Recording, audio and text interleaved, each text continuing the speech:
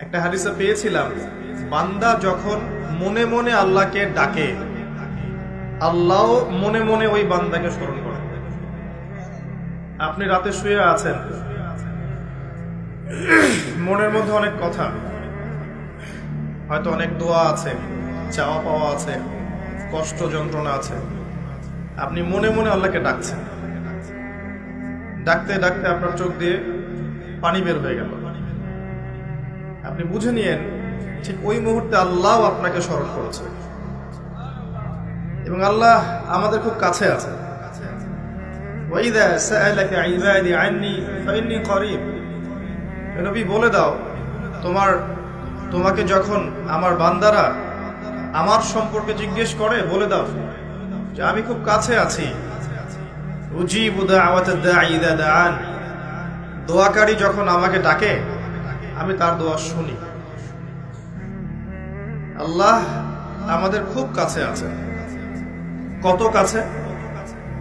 যদি আপনি মনে মনে আল্লাহকে স্মরণ করেন, আল্লাহ মনে মনে আপনাকে স্মরণ করবেন।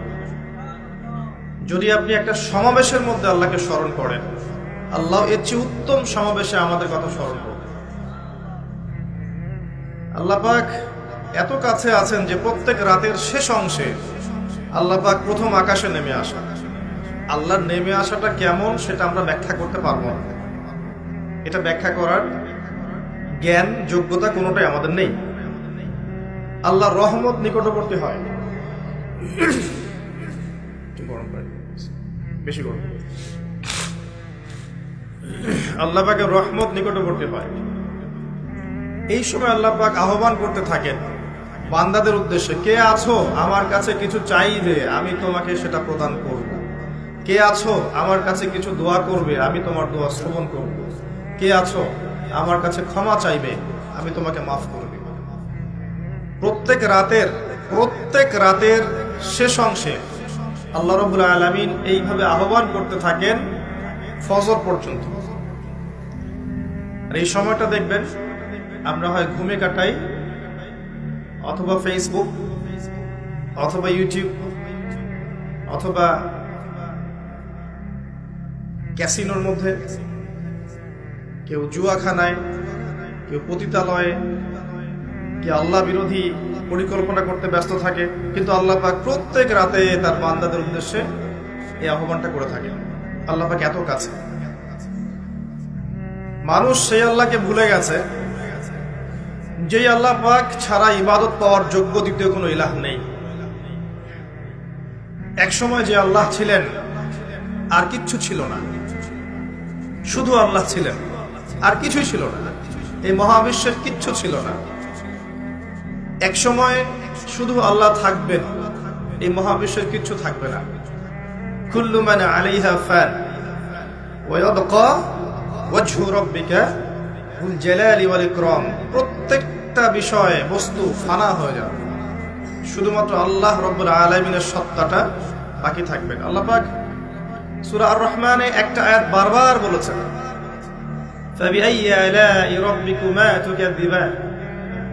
তোমরা দুই জাতি, জিন আর মানুষ, তোমরা আল্লাহর কোন কোন নিয়ামতকে অস্বীকার করবে।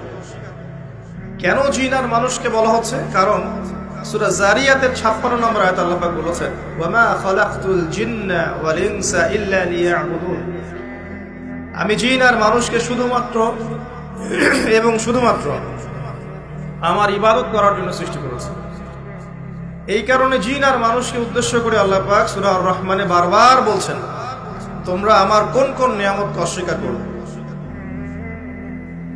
আল্লাহ রাব্বুল আলামিন এই সূরার মধ্যে বলেছেন যে আল্লাহ পাক তার সৃষ্টির এই যে কাজ, এতে ব্যস্ত থাকেন, প্রত্যেকটা মুহূর্ত তিনি ব্যস্ত থাকেন। তবে সানাফরুগু লাকুম আইয়ুহাস সাকালান, শীঘ্রই তোমাদের দুই জাতির জন্য আমি ফারেক হচ্ছি, দাঁড়াও। তোমাদের বোঝাপড়ার জন্য শীঘ্রই আমি ফারেক হচ্ছি, থামো। সানাফরুগু লাকুম আইয়ুহাস সাকালান। এই আয়াতটা এই সূরার মধ্যে একটা ভয়ঙ্কর আয়াত। আল্লাহ পাক জিন আর মানুষকে বলছেন, আমি বিজি আমার কাজে, কিন্তু তোমাদের জন্য আমি শীঘ্রই ফারেক হব। কিয়ামত ঘটানোর পরে তোমাদের হিসেব নিকেশের জন্য আমি শীঘ্রই নিজেকে ফারেক করছি, ওয়েট করতে থাকো, জাস্ট ওয়েট এন্ড সি। মানুষ সে আল্লাহকে ভুলে গেছে যে আল্লাহ রাব্বুল আলামিন এখন জানেন যে আপনি কতদিন বাঁচবেন, জীবনে কি করবেন, কোন দিন আপনি কোন কোন বেলায় কি কি খাবার খাবেন, কোথায় কোথায় আপনি কি কি পাপ করবেন এবং কোথায় কোথায় আপনি কি কি পুণ্য করবেন। আল্লাহ পাক এখনই জানেন। আল্লাহ পাক জানেন আমাদের মধ্যে এখানে বসে থাকা প্রত্যেকটা মানুষ কে কোথায় কিভাবে মারা যাবে, কার জীবনে কি আছে, কার পরকালে কি আছে। আমাদের এখানকার মানুষদের মধ্যে কে কবরের প্রশ্নের উত্তর দিতে পারবে কে পারবে না, আল্লাহ এখনই জানেন। আল্লাহ পাক এখনই জানেন, এই মুহূর্তেই জানেন যে আমাদের মধ্যে কয়জন মানুষ এখানকার মধ্যে জান্নাতে যাবে। আর জান্নাতে যাওয়ার কোটি কোটি বছর পরে ওই বান্দারা কি কি নিয়ামত ভোগ করবে আল্লাহ পাক এখনই রাইট নাও সেটা জানেন। আপনাকে আমি আল্লাহ চিনাচ্ছি, আল্লাহ পাক সেই সত্তা যে আমাদের মধ্যে কে কে জাহান্নামে যাবে বা যাবে কি যাবে না, আল্লাহ পাক এই মুহূর্তে সেটা জানেন। এবং জাহান্নামে যাওয়ার কোটি কোটি বছর পর তাদেরকে কি শাস্তি দেওয়া হবে আল্লাহ এখনই সেটা জানেন। আল্লাহ পাক জানেন এই পৃথিবীর আগামী ভবিষ্যৎ কি, এই পৃথিবীবাসীর ভবিষ্যৎটা কি, কোথায় যাচ্ছে বিশ্ব, আল্লাহ এই মুহূর্তে জানেন। আল্লাহর জ্ঞানের মধ্যে সবকিছু আছে।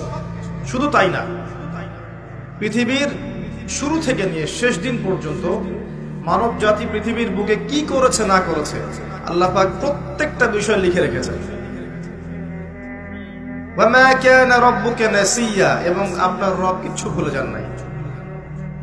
পৃথিবীতে কোথায় কে কোন জুলুম করেছে, কে কোথায় জিনা করেছে, কে কোথায় মদ খেয়েছে, কে কোথায় নামাজ পড়ে নাই, কে কোথায় শিরক করেছে, কে কোথায় বেদাত করেছে, কে কোথায় সুদ খেয়েছে, কে কোথায় মানুষকে হত্যা করেছে, কোন জালেম কোথায় কোথায় মাজলুমদের উপর অত্যাচার করেছে, আল্লাহ পাক সব লিখে রেখেছেন। এটা হচ্ছে আমাদের রব। পৃথিবীতে আমরা যখন ছিলাম না, আল্লাহ রাব্বুল আলামিন আমাদেরকে রুহের জগতে রেখেছিলেন, আলমে আরওয়াহ বা রুহের জগৎ। সেখানে আমাদের আত্মাগুলো ছিল। এই আত্মাগুলোকে একত্রিত করে আল্লাহ পাক জিজ্ঞাসা করেছিলেন, আলাস্তু বিরব্বিকুম, আমি কি তোমাদের রব নই?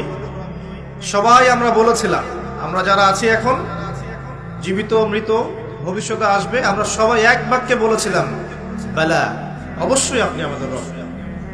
আমাদের মনে পড়ে? মনে পড়ে না। এই কথাটা মনে করিয়ে দেওয়ার জন্যই আল্লাহ পাক প্রত্যেক যুগে যুগে অসংখ্য নবী রাসূল পাঠিয়েছেন, আসমানি কিতাব পাঠিয়েছেন, যাতে করে ওই কথাটা মনে করিয়ে দেওয়া যায়। কথা বুঝতে পারছেন? আলাস্তু বিরব্বিকুম, আমরা বলেছিলাম বালা।